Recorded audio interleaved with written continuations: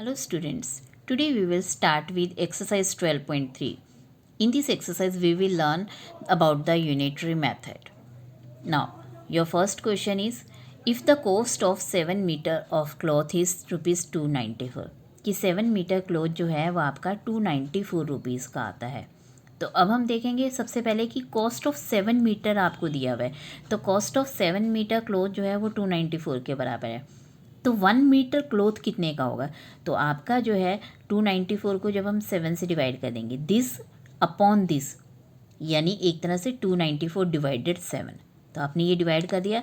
अब आप इसे 7 के टेबल से या तो कैंसिल कर सकते हो या रफ में आप डिवाइड करके देख सकते हो, चेक कर सकते हो। तो आपका ये जो है ₹42 आ गया। इसका मतलब आपका 1 मीटर कपड़ा जो है ₹42 का आता है। Now you have to find the cost of 5 metre cloth. तो 5 मीटर क्लोथ, तो 1 मीटर जब आपका 42 का आता है तो 5 मीटर क्लोथ कितने का आएगा? 5 इंटू 42 मीन्स ₹210। तो एक बात आप इस यूनिटरी मेथड में ध्यान रखें कि जो चीज़ हमें निकालनी हो, like you have to find the cost, तो कॉस्ट आपकी यहाँ पे लेफ़्ट साइड होनी चाहिए। कॉस्ट, जो चीज़ आपने फाइंड आउट करनी है वो आपकी राइट साइड होनी चाहिए। This is your right side. तो राइट साइड पे जब आप लिखेंगे तो आपका सही होगा, अदरवाइज़ आप अगर ये स्टेटमेंट उल्टी कर दोगे तो ये गलत हो जाएगा। नाउ नेक्स्ट है आपका, एकता अर्न्स ₹1500 इन 10 डेज। अब एकता ₹1500 10 डेज में कर रही है। 10 डेज में आपका कितना कर रही है? 1500। अब आप देखो यहाँ पे हमें क्या फाइंड आउट करना था नेक्स्ट क्वेश्चन में, how much will she earn. How much will she earn मतलब कितना पैसा वो अर्न करेगी। तो इसका मतलब हमें पैसा ढूंढना है, कितना अर्न करेगी। तो पैसे को जो है हमें यहाँ राइट साइड पे लिखना है। आप ऐसे नहीं लिख सकते Ekta earns ₹1500 is equal to 10 days, क्योंकि आपका डेज नहीं हमें फाइंड आउट करना है। You have to find the money she will earn. तो इसीलिए हम इसको लिखेंगे Ekta earns in 10 days is equal to ₹1500। तो अब आपका 10 डेज में इतना है तो 1 डे में कितना होगा? This upon this. तो 1 का निकालने के लिए हमेशा आपको ये वाला नंबर डिवाइडेड ये वाला नंबर करना है। तो 1500 अपॉन 10, तो इसमें आपका 0 से 0 कैंसिल हो जाता है लास्ट वाला, तो आपका 150 रुपीज़ आ गया। यानी वो एक दिन में कितना अर्न करती है? 150 अर्न करती है। Now how much will she earn in 30 days. तो 30 डेज में कितना करेगी? तो 1 डे में जब आपका इतना कर रही है तो 30 डेज में 30 से मल्टीप्लाई कर देंगे हम। तो 150 इंटू 30 यानी आपका 4500 रुपीज़ वो अर्न करेगी। नाउ नेक्स्ट क्वेश्चन है आपका, if it has rain 276 mm in last 3 days, कि लास्ट 3 डेज़ में आपका कितने mm बारिश हुई है ये बताया है। How many of rain will fall in 1 full week, कि 1 फुल वीक में कितनी रेन होगी। अब आपको क्या ढूंढना है? रेन ढूंढनी है कि कितनी होगी। तो इसका मतलब हम रेन जो है राइट साइड पे लिखेंगे। तो अब हम अपनी स्टेटमेंट कैसे बनाएंगे? It rained in 3 days is equal to 276, कि 3 डेज में कितनी रेन हुई है? 276। तो हम रेनफॉल को जो है रेनफॉल की मेजरमेंट वो राइट साइड पे लिखेंगे, क्योंकि आपको रेनफॉल फाइंड आउट करनी है। तो 3 डेज़ का इतना है तो 1 डे का कितना होगा? This divided this. तो दिस डिवाइडेड दिस आपका 92 mm आ गया है। तो अब आपको you have to find how much it will rain in full week, यानी 7 डेज। 7 डेज में कितना हुआ? तो 7 इंटू 92 आ गया 644 mm। Now cost of 5 kg of wheat is ₹30.50। तो what will be the cost of 8 kg of wheat. तो अब आपको कॉस्ट निकालनी है। तो कॉस्ट निकालने के लिए आपको जो चीज़ निकालनी है मैंने बताया आपको वो राइट साइड पे रखना है। तो इसका मतलब ये कॉस्ट आपको राइट साइड पे लिखनी है। तो आपकी जो स्टेटमेंट होगी वो क्या होगी? Cost of 5 kg wheat is equal to 30.50। तो कॉस्ट हमने राइट साइड पे लिख लिया है। अब आपको 8 kg की निकालनी है तो सबसे पहले हम 1 kg का निकालेंगे। तो 1 kg की निकालने के लिए आप क्या करोगे? This divided this. तो 30.50 को जब आप 5 से डिवाइड करोगे it will come out to be 5 6 30, 5 1 5, decimal अपनी जगह रहेगा। तो 6.10 रुपीज़ आ गया। नाउ 8 kg के लिए आप इसे 8 से मल्टीप्लाई कर देंगे and that will come out to be 48.80। Now next question है आपका इसी क्वेश्चन का सेकेंड पार्ट, कि what quantity of wheat can be purchased in ₹61। नाउ व्हाट क्वांटिटी, ऑफ वीट। अब आपने बताना है क्वांटिटी ऑफ वीट आपसे पूछी है, तो इसका मतलब क्वांटिटी ऑफ वीट को जो है अब आप राइट साइड पे लोगे, यानी जब आप ये स्टेटमेंट लिखोगे तो 5 kg आप राइट साइड पे लोगे और ये मनी आप लेफ्ट पे लोगे। तो अब आप इसको कैसे लिखोगे कि इन ₹30.50 वीट परचेस्ड कितना आ जाएगा आपका 5 kg। तो इसको हम कैसे लिखेंगे, ऐसे लिखेंगे कि वीट परचेज जो है वो आपकी 30.50 हो गई है, इन ₹30.50 5 kg। तो ये 1 रुपये में कितनी हो जाएगी, हमेशा दिस डिवाइडेड दिस ही होगा हमेशा आपका, तो दिस अपॉन दिस। तो ये मैंने लिख दिया है, बट मैंने यहाँ पे कैंसिल नहीं किया है अभी, ठीक है ना, तो कैंसिल हम नेक्स्ट में करेंगे। तो अब आपसे पूछा था 61 रुपीज़ में कितनी आएगी, तो अब हमने 61 से इसे मल्टीप्लाई कर दिया है, तो यह आपका सीधा 30.50 का जो डबल होता है 61 होता है, क्योंकि 30.50 ₹30.50 का डबल 61 रुपीज़ हो गया। तो सीधा आप इसे 2 से कैंसिल कर दीजिए, तो 5 2 ज़ा 10, इसका मतलब 61 रुपीज़ में आपकी कितनी वीट आ जाएगी, 10 kg। अगेन बेटा मैं आपको फिर से समझा रही हूँ कि जो चीज़ आपने फाइंड आउट करनी है वो आपने राइट साइड पे लिखनी है स्टेटमेंट लिखते समय। Now temperature dropped 15 degree Celsius in last 30 days. तो 30 डेज में आपका कितना टेम्परेचर गिर गया, 15 degree Celsius. If the rate of the temperature drop remains the same, how many degrees will the temperature drop. अब आपको क्या फाइंड आउट करना, how many degree will the temperature drop, temperature find out करना है। तो जब हम अपनी ये स्टेटमेंट लिखेंगे तो हम टेम्परेचर जो है राइट साइड पे लिखेंगे। तो अब आपका क्या आ जाएगा, तो हम इसको स्टेटमेंट को कैसे लिखेंगे कि टेम्परेचर ड्रॉप्ड इन 30 डेज। तो टेम्परेचर ड्रॉप्ड इन 30 डेज आपका कितना हो गया, 15 डिग्री सेल्सियस।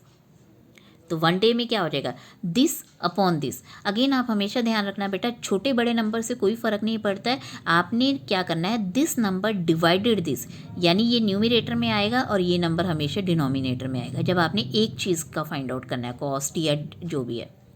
तो 15 डिवाइडेड 30 आ गया, तो 15 अपॉन 30, तो सेम टेबल से आपने कैंसिल कर दिया, डिवाइड कर दिया 15 के टेबल से, तो 15 1 द 15, 15 2 ज़ा 30, तो ये आपका 1/2 आ गया। बच्चे मोस्टली क्या करते हैं गलती कि वो 30 अपॉन 15 लिख देंगे, इसको क्या लिख देंगे 30 upon 15, and that is wrong, क्योंकि आपका हमेशा क्या होता है, this number upon this number, तो 15 अपॉन 30 होगा। तो अब आपको 10 डेज़ का निकालना है, तो 10 डेज़ के लिए 10 से मल्टीप्लाई कर देंगे, तो आपका ये क्या आ जाएगा, ये 2 के टेबल से जब आप इसे कैंसिल कर सकते हो, डिवाइड कर सकते हो, 2 1 द 2, और 2 के टेबल से इसे डिवाइड करोगे तो ये 5 आ जाएगा, तो 5 1 द 5, 5 डिग्री सेल्सियस। तो इसका मतलब 10 डेज़ में आपका कितना टेम्परेचर ड्रॉप कर जाएगा, गिर जाएगा, 5 डिग्री सेल्सियस तक गिर जाएगा। Now next, China pays ₹7500 as rent for 3 months, कि चाइना 7500 3 महीने का रेंट देती है। How much does she has to pay for a whole year. अब उसे कितना पे करना है ये बताना है आपको 1 ईयर में, तो कितना पे करना है यानी मनी कितनी पे करनी है वो बतानी है। तो अब हम इस स्टेटमेंट को लिखते हुए मनी जो है आपकी क्या लिखेंगे, राइट साइड पे लिखेंगे। तो इसकी स्टेटमेंट हम कैसे लिखेंगे, China page rent for 3 months, China page rent for 3 months आपका 7500 है, तो 1 मंथ के लिए कितना आ जाएगा, दिस अपॉन दिस, तो इसको हम डिवाइड कर लेंगे तो आपका 2500 आ जाएगा।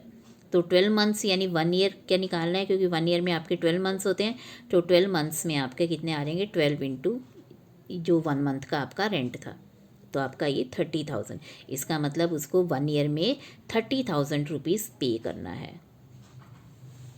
नाउ नेक्स्ट है आपका, cost of 4 dozen banana is ₹60। अब 4 डज़न बनाना, एक डज़न में आपके 12 बनानाज होते हैं, तो 4 डज़न बनाना आपके कितने रुपीज़ में आते हैं, 60 रुपीज़ में आते हैं।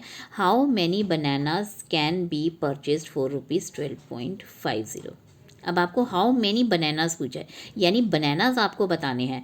तो अब आप यहाँ पे जब ये स्टेटमेंट लिखोगे, बनानाज जो हैं आप किस साइड लोगे, राइट साइड पे लोगे। तो आप अपनी स्टेटमेंट कैसे लिखोगे कि इन ₹60 बनानाज परचेस्ड, यानी number of bananas bought in ₹60 आपका 4 डज़न है, क्योंकि आपको बनाना फाइंड आउट करने थे ना, हाउ मैनी बनानाज, तो बनाना आपने राइट साइड पे लिए, 4 डज़न बनाना, 4 डज़न। तो 4 डज़न को आप क्या लिख सकते हो, 48 बनाना लिख सकते हो, क्योंकि 1 डज़न में आपके 12 बनानाज होते हैं, तो 48 बनाना, यानी ₹60 में आप कितने बनाना खरीद सकते हो, 48 बनानाज आप खरीद सकते हो। ना 1 रुपये में कितना आएगा, तो this number upon this number, तो 48/60 आपका आ गया। नेक्स्ट है अब आपका 12.50 में कितना परचेज कर सकते हैं। तो 1 रुपीज़ में जब आपके इतने आ रहे हैं तो 12.50 में कितना आ जाएगा, मल्टीप्लाई कर देंगे और ये आफ्टर कैंसिलेशन जो है 12 के टेबल से इसे डिवाइड किया, 12 4 ज़ा 48, 12 5 ज़ा 60, फिर आपने इसे 5 के टेबल से डिवाइड कर दिया, 5 1 दा 5 और 5 के टेबल से इसे डिवाइड करोगे तो 2.50 आ जाएगा।